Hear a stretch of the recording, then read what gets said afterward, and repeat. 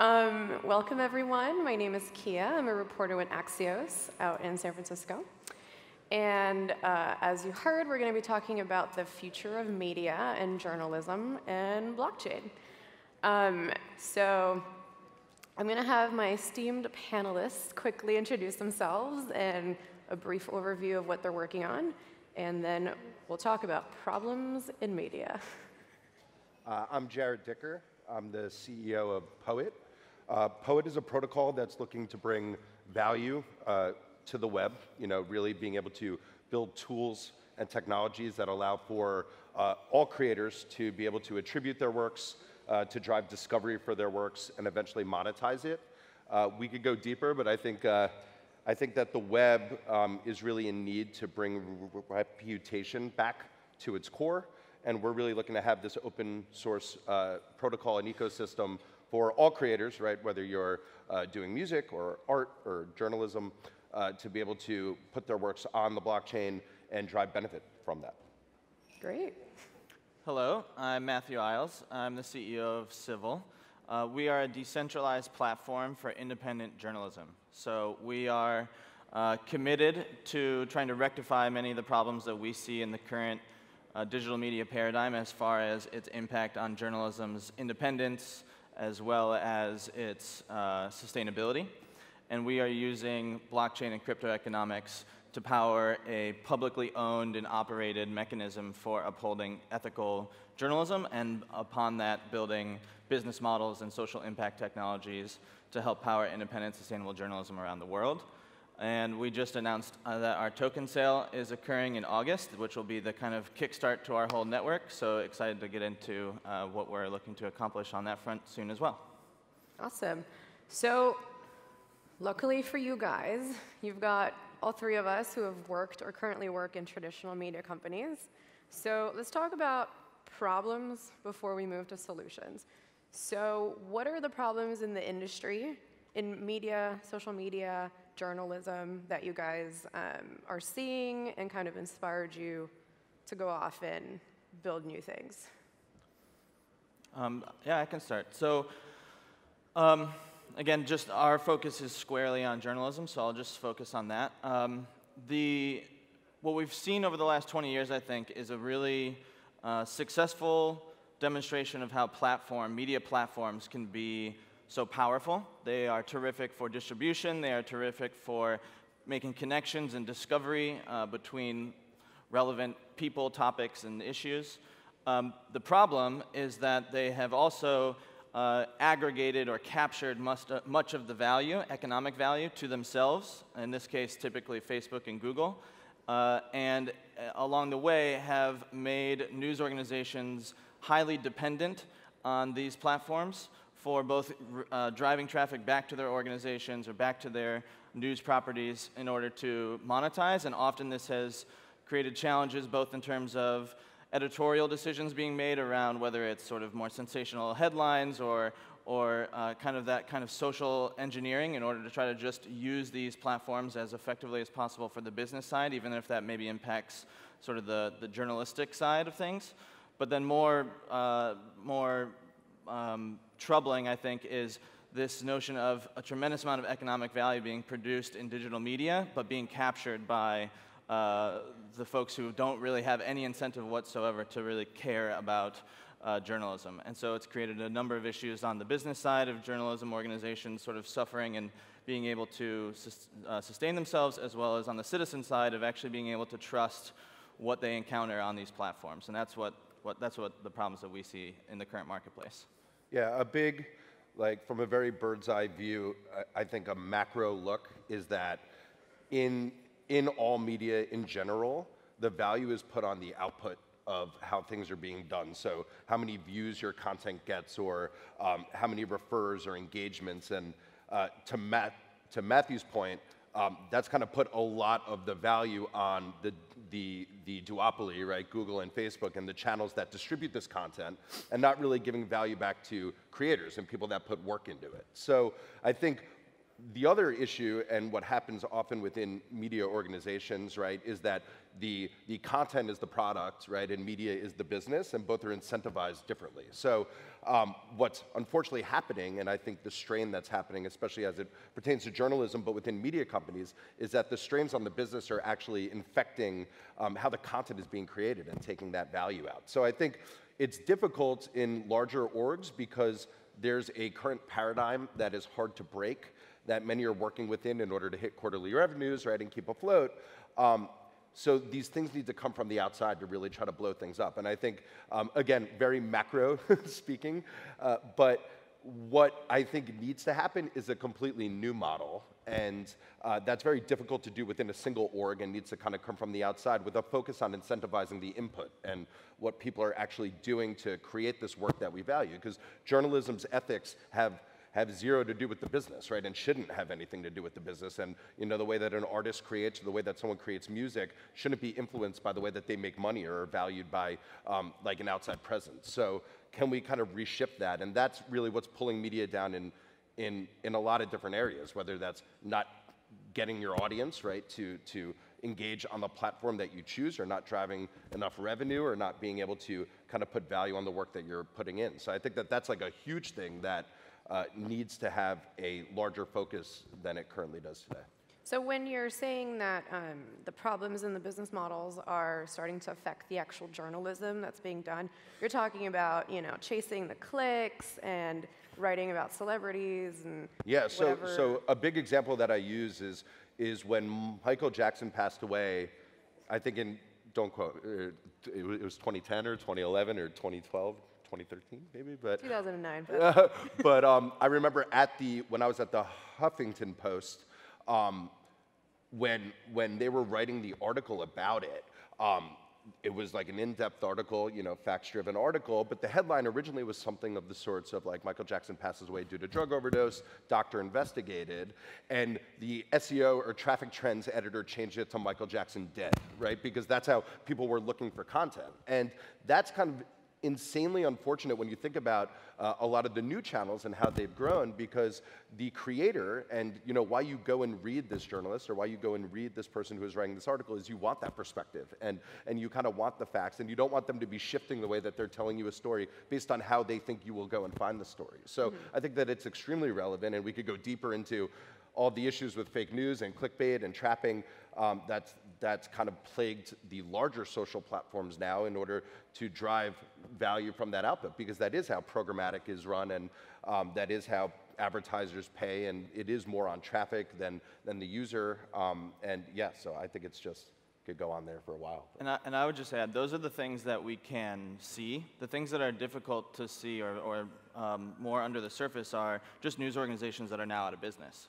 So we focus on local, policy, investigative, and international news, which are some of the most important pillars of journalism as far as educating society on what's really going on nearby, what's really going on from afar. And those forms of journalism have been especially difficult to sustain in this current paradigm. And furthermore, a recent study came out that demonstrated that roughly 10% of Americans polled in this particular study had any idea that most news organizations were struggling financially, which is alarming because if you work in the industry, everybody knows that, of course. And some of the interesting things that people shared in the survey were, well, I'm seeing ads everywhere, so people must be making money. And they didn't really realize the relationship of where the money's actually flowing to and who's capturing the largesse of it. And then when you actually dig deeper into the 10% who were aware of this financial issue, they were extremely likely to be supporting news organizations financially directly. So when we sometimes talk about even like, are people willing to pay for the news? Are people willing to support their local newspaper or news organization? A large part of it is that people don't even realize that these things are suffering as much as they are. And so there's, I think, a significant amount of consumer education that needs to be paired with a rewiring of the mechanisms that Jarrod was touching on. So you mentioned that people are saying, oh, I see ads, like there must be money coming in, but they're not understanding the real sort of behind-the-scenes mechanics. What do you mean by that? Let's talk about how that works.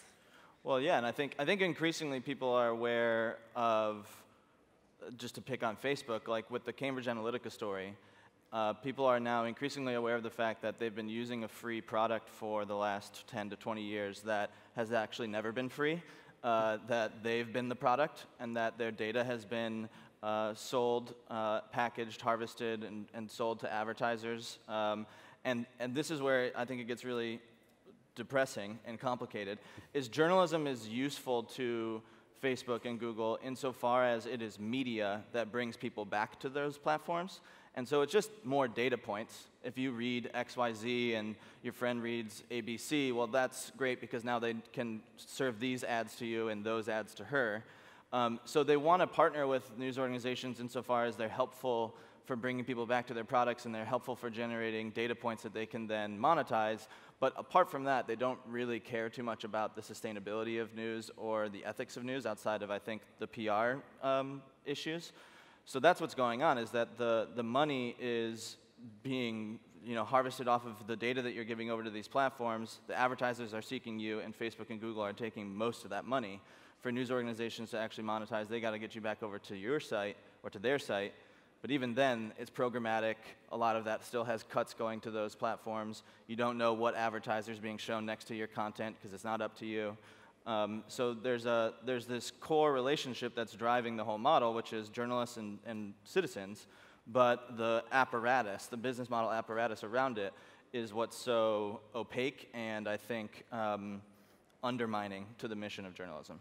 Yeah, and the biggest exactly to that point and how advertising works today is that the people who are buying ads, right, the marketers and the brands, actually drive directly more value by using Facebook and Google and larger data sets and platforms, which pulls away from being able to fund journalism or media. So then there's backing into subscription models and new experiments with bundling, but it's a very difficult task, right, to be able to sell those things because you want to be able to sell premium, right? The Washington Post wants to say that they're a premium publisher, and the New York Times wants to say that they're a premium publisher as well, but it's very difficult to prove those things. Those things are a lot of marketing speak, and there's not data really pointing to that value.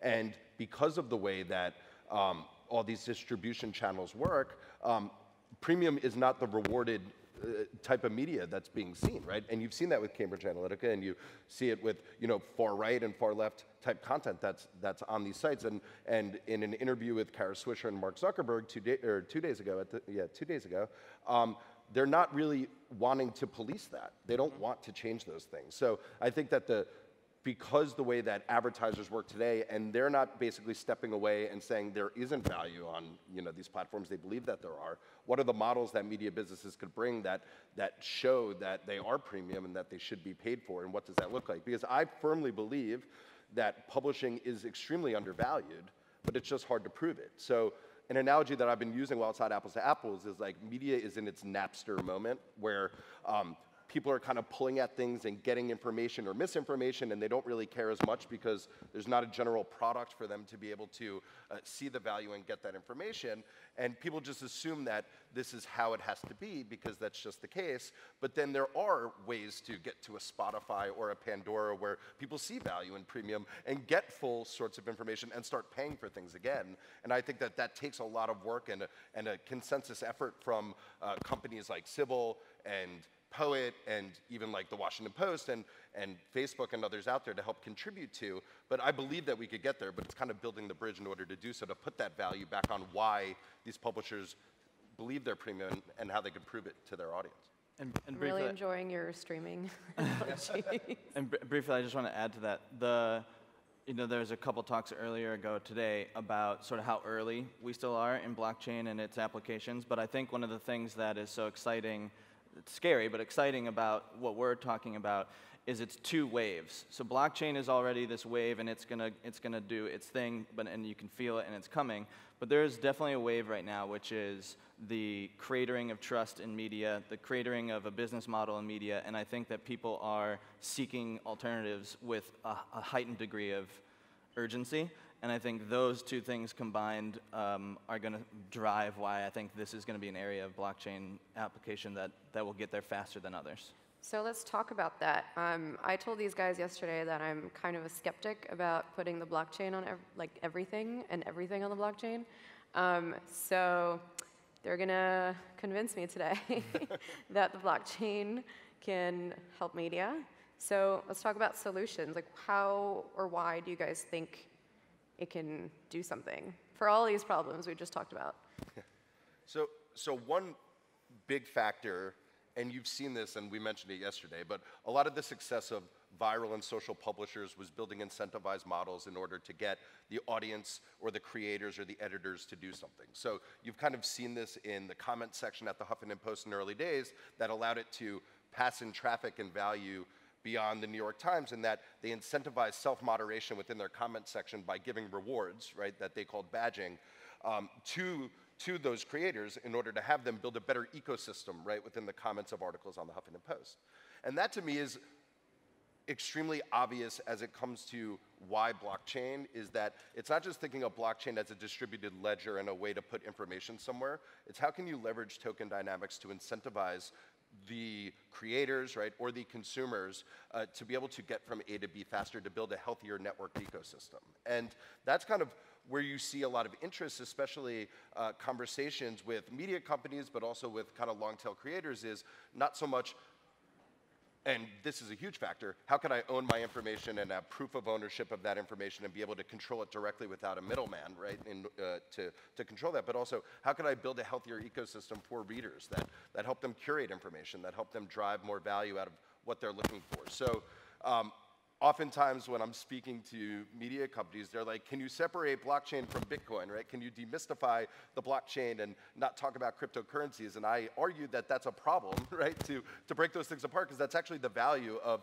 why the blockchain will work, and why, if you're skeptical of blockchain and you just look at a distributed ledger, it's easy to just say, well, okay, right? Like, I get what this does, but why can't you just use a database, right? And the notion of these incentivized token models to build a better network, right, and a better ecosystem, which you've seen work, you know, multiple times in the past with non-financial applications, is where I think it becomes extremely interesting and kind of where the conversations eventually lead to, where I do believe that we're 5 to 10 years out from massive understanding and mass consumption of these models. I think you're seeing very early on, and Sybil could talk about kind of the partners that are on their platform too. I'm sure that people are already kind of diving into this and understanding that value up front, so it's kind of being able to facilitate that and get more people on board. Yeah, I think there are these really interesting discrete applications of blockchain and crypto that I want to touch on quickly for journalism, but then there's like this unifying kind of theory that we have. So blockchain, I think, is going to be very compelling when it comes to things like censorship resistance. So we're working on decentralized storage applications that would facilitate the media being able to publish content that could not be taken down by any government, corporation, or billionaire. There's been cases of that in, you know, more authoritarian parts of the world, but there's been cases of that here in America. And so we think that's very compelling in a space like journalism. There's things like self-sovereign identity, which are going to allow for reporters who are publishing from more dangerous regions of the world to be able to protect their identity from the government knowing exactly who they are, but the citizens can know that it's a persistent reporter that's accruing that reputation or value. The idea of self-sovereign identity can also be used on the citizen side, so the idea that the citizen is actually the one who's in control of their data and is choosing who has access to their data and possibly getting compensated for giving their data over to news media or potentially advertisers in the future. So a lot of these kind of discrete things I think are going to be interesting, licensing in terms of like who made this and who can have access to this. Those are all discrete use cases for blockchain. What we're passionate about is the idea of trying to unify these things in a decentralized platform using, in our case, this civil token economics, where the baseline way to access any of the things I just talked about, including all the sort of brand implications that would come with it too, in terms of like, you're a newsroom on Civil and that means this, you must stake yourself into the civil governance mechanism, which says we pledge to abide by the purpose, values, and working standards of this ecosystem, which are essentially the ethics of journalism, and we are allowing ourselves to be held accountable by an economically motivated public that is also bought into that same ideal. And so in this scenario, we think that increasingly we'll be able to educate consumers that when you encounter a newsroom on Civil, it means that they have bought into this idea. It means that they are being held accountable by this public. And so at minimum, you can trust it, even if you don't know how blockchain really works, and even if you don't own any crypto. Then to access all these things that we're building on top, better digital rights management, permanently recording your content, interesting business models like using bonding curves or curation markets where we can start to have more dynamic price discovery. You could only access those things once you've kind of staked yourself into this governance, and that starts to unify these things as part of, rather than each of these sort of discrete, siloed projects, they can actually kind of be more about building shared infrastructure that we think is going to lead to more exponential growth for all. Yeah, and a big thing on that too is that I think when we think of how content and information gets discovered, we think about putting it out there in virality, but you also have to think about how much information is not being put out there because people don't feel secure with that information, whether that information will be stolen or misused, or if they're just not confident in where that is going and how they could monetize it.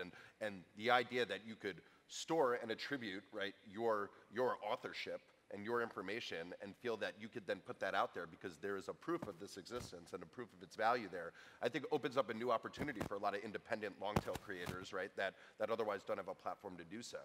And the most obvious one that I just thought about, but is just the accessibility, right? Crypto economics and the way that these finances are exchanged opens up an opportunity that's never been seen before. So you have the AP, right, which is probably the largest newswire in the world, whose slogan is "We reach 2/3 of the world," and that is like what they boast. And now with crypto, right, and being able to open up the opportunity for anyone to license, if you're in Zimbabwe or parts of the world that you may not have a bank account or may not have accessibility to the AP's website, now the AP opens up this opportunity to say, well, anyone, right, we reach the entire world because we now have opportunities for you to come and license and engage with our content and actually purchase it that's never been possible before. So it's really this notion of access and ownership that's really opening up opportunities that I think we're purposely keeping macro because it's early enough where people could kind of create their own destiny by knowing all of these options that are